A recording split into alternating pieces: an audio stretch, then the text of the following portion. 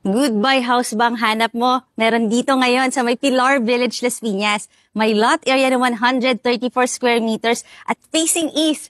Look at the design, modern. Pasukin natin.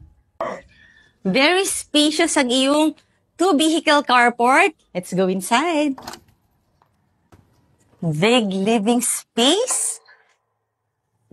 Nice ceiling. Meron kang lanay dito. And this is your dining area.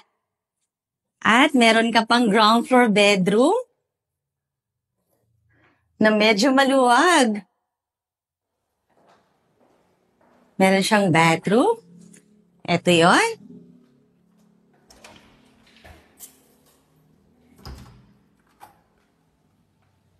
At meron ka pang utility area.